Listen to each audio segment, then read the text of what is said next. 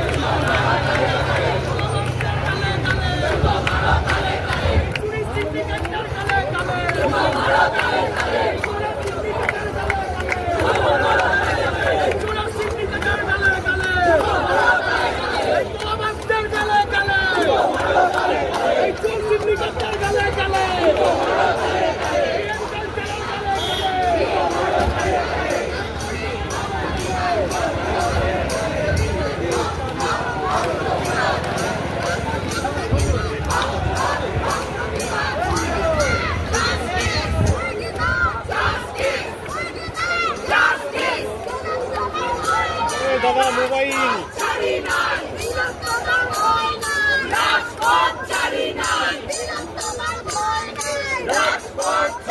Mobile দাদা একটু সাইডে যান, একটু পিছিয়ে আসুন আরো।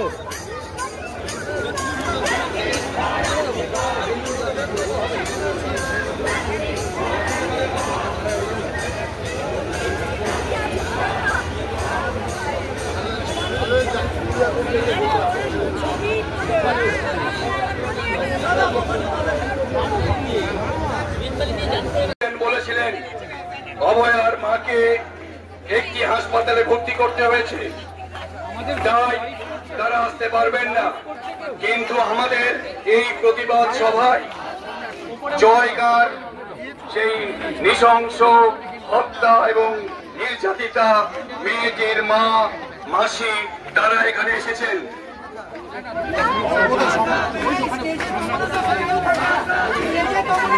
আমরা অনেক মানুষের অসুবিধা হবে, আমরা তাদের কাছে দুঃখিত। আমরা মনে করি আজকে 1 বছর পূর্ণ হচ্ছে আমাদের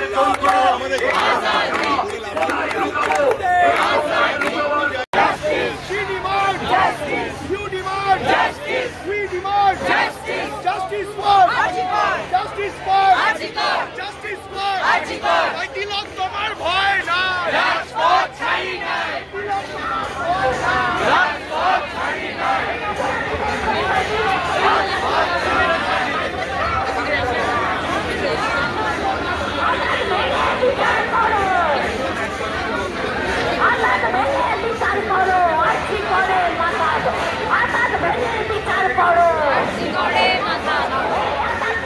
বিচার করো।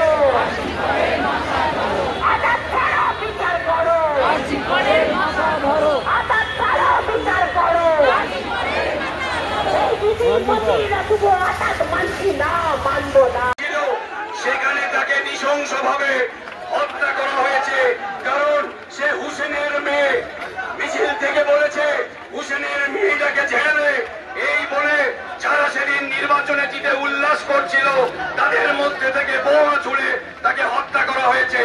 আর সেই হত্যার পর তার মা তার শরীরের অংশগুলোকে যখন এক জায়গায় করছে তখন কাঁদতে কাঁদতে বলছেন, আমার মেয়েটা কি দোষ করেছিল? ঠিক এক কথা আমরা অভয়ার মায়ের মুখে শুনি আরজি করে, আমার মেয়েটা কি দোষ করেছিল। তাই আজকে আমরা এখানে অভয়ার মা, আমাদের সেই জয়নগরের অভয়া তিলোত্তমা মা, কি নাম এটা, কি এত নাম, কত নাম আমরা আর দিতে পারি। জয়নগরের সেই নির্যাতিতা, নৃশংসভাবে খুন হয়ে যাওয়া মেয়েটির মা, মাসি, তাদেরকে, মা বাবা, তাদেরকে মঞ্চে আসতে বলি। আমরা এই মঞ্চটা শুধু এই কারণেই করেছি, আমরা জানি